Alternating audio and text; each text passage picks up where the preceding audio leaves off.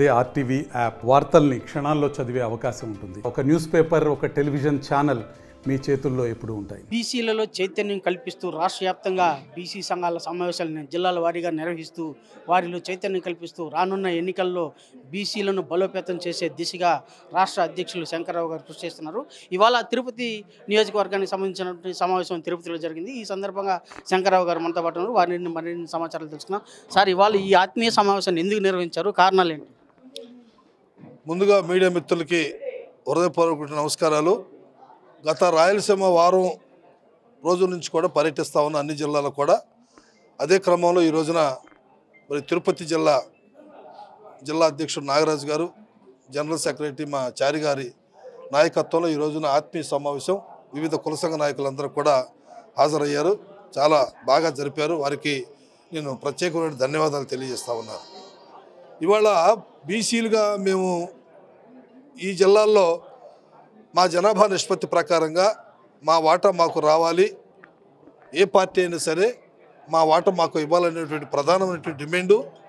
అందుకనే అన్ని జిల్లాలకు కూడా ఆత్మీయ సమావేశాలను ఏర్పాటు చేసి వాళ్ళ యొక్క మనోభావాలకు అనుగుణంగా మేము కొన్ని నిర్ణయాలు తీసుకుని ఈ సభలు సమావేశాల ద్వారా, ఎందుకంటే ఇది ప్రజాస్వామ్యబద్ధంగా మరి సంక్షేమ సంఘం అనేది ప్రజలు ఏది నిర్ణయిస్తే ఆ నిర్ణయాన్ని మేము కట్టుబడి పనిచేసేటువంటి వ్యక్తులు తప్ప ఇక్కడ మాకు స్వతంత్రంగా మరి నిర్ణయించేటువంటి అవకాశాలు ఉండవనేది మా సంస్థ యొక్క అభిప్రాయం అని మీకు తెలియజేస్తా ఉన్నాను. రాష్ట్రంలో అధికార పార్టీ బీసీలకు న్యాయం చేస్తుందని భావిస్తున్నారు.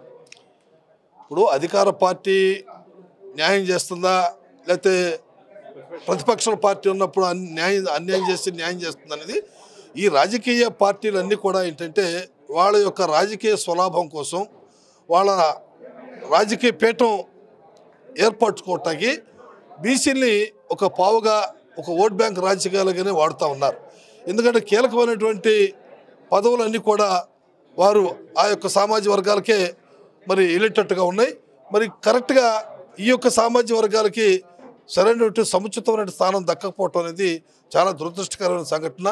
ఇప్పుడు జగన్మోహన్ రెడ్డి గారి ప్రభుత్వం కావచ్చు, మోడీ గారి ప్రభుత్వం కావచ్చు, లేకపోతే చంద్రబాబు నాయుడు గారి ప్రభుత్వం కావచ్చు, ఇవాళ అందరూ కూడా బీసీ వాదన చేస్తున్నారు.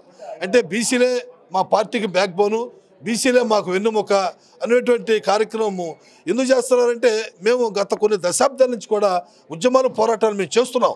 మా వర్గాలకి మరి రాజ్యాంగబద్ధంగా సంక్రమించిన హక్కులు హరిస్తున్నారు. కాబట్టి మరి ఏ విధంగా మాకు న్యాయం జరగట్లేదని ఉద్దేశంతో మేము మాట్లాడుతాము, సభలు సమావేశాలు పెడుతున్నాం.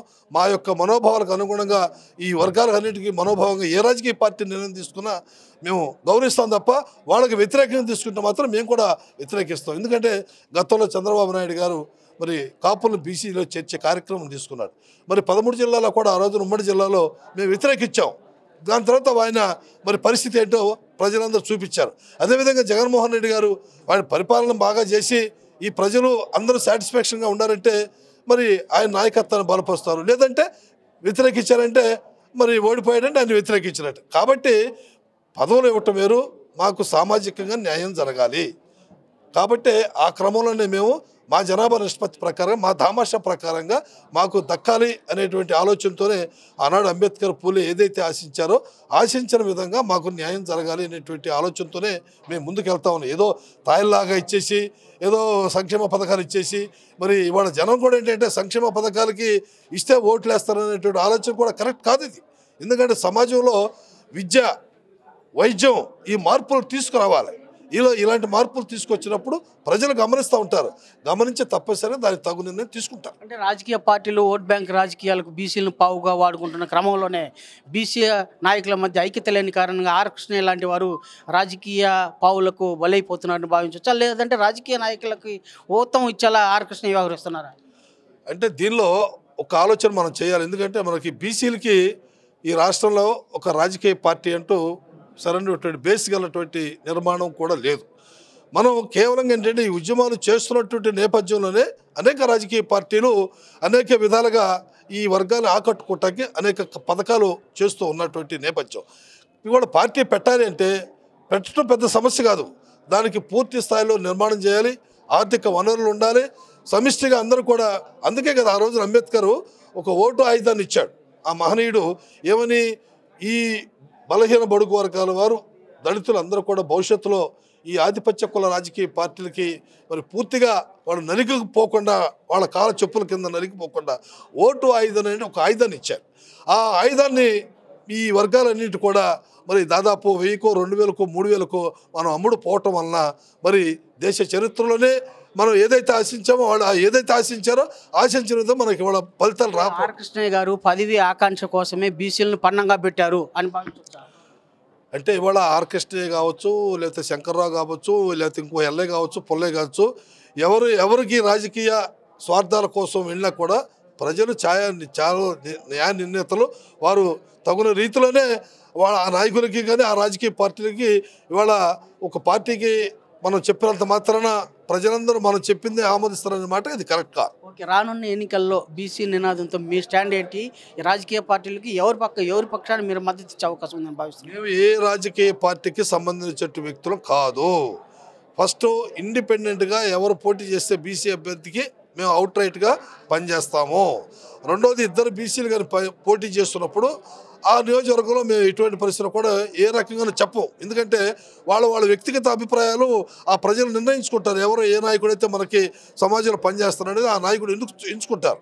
అదేవిధంగా ఒక ఓసీ ఒక బీసీ అయితే అవుట్ రైట్గా మేము బీసీ అభ్యర్థులకి ఓపెన్గానే మేము సపోర్ట్ చేస్తాం, గెలిపిస్తాం. ఎందుకంటే ఉదాహరణకి గతంలో మరి రాజమండ్రి పార్లమెంటు ఉంది, అక్కడ ఓసీ అభ్యర్థి మురళీమోహన్ గారు కోడలు పోటీ చేస్తే అక్కడ బీసీ అభ్యర్థి మరి గెలిపించాం మార్గాన్ని భర్తని. అదేవిధంగా మరి చిలకలూరుపేటలో మరి పత్తిపేట పుల్లారావు గారు తెలుగుదేశం మరి మా మహిళా సంఘంలో పనిచేసినటువంటి విడుదల రజని గారు అక్కడ శాసనసభ్యులుగా పోటీ చేస్తే ఆ అమ్మాయిని గెలిపించాం. అదేవిధంగా మరి డాక్టర్ సంజయ్ గారు కర్నూలు ఎంపీగా పోటీ చేశారు, వారిని గెలిపించాం. అట్లా ఆ విధమైన స్టాండ్తో మేము వెళ్తాం తప్ప ఏ రాజకీయ పార్టీలకు మాత్రం మా సంక్షేమ సంఘం అనేది వ్యవహరించదు. రాష్ట్ర వ్యాప్తంగా అంటే బీసీలు మైనార్టీలు అన్ని వర్గాల మీద దాడులు జరుగుతున్న నేపథ్యంలో చివరికి జర్నలిస్టుల మీద కూడా దాడులు జరిగాయి. దీన్ని ఎలా పరిగణిస్తారు? మా సంక్షేమ సంఘం ఆధ్వర్యంలో బీసీ, ఎస్సీ, ఎస్టీ, మైనార్టీస్ వర్గాలకి ఏ రకమైన దాడులు జరిగినా, పత్రికా సోదరులకు దాడులు జరిగినా మేము ఇటువంటి పరిస్థితులు కూడా సహించే ప్రసక్తి లేదు.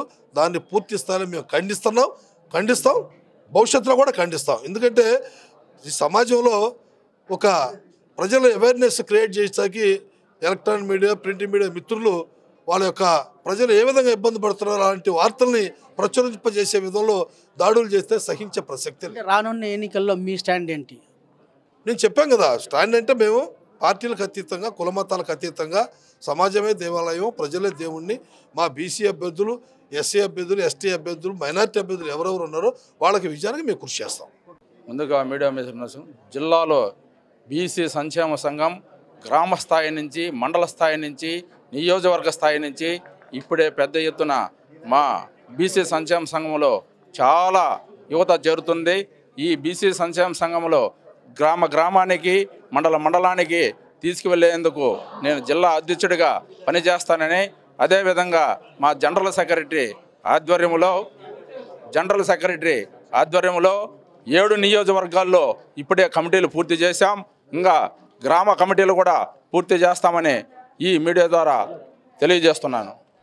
రానున్న ఎన్నికల్లో బీసీలకు ప్రాధాన్యత కల్పించే పార్టీలకు అధిక ప్రాధాన్యత కల్పిస్తూ వారికే మద్దతు పలకమని చెప్పి శంకరయ్య గారు పేర్కొన్నారు. వీడియో జర్నలిస్ట్ మణితో రవి, తిరుపతి. మరిన్ని వీడియోస్ కోసం ఛానల్ ని సబ్స్క్రైబ్ చేయండి, లేటెస్ట్ అప్డేట్స్ కోసం వాట్సాప్ ఛానల్ ని ఫాలో చేయండి అండ్ లింక్ డిస్క్రిప్షన్ లో ఉంది.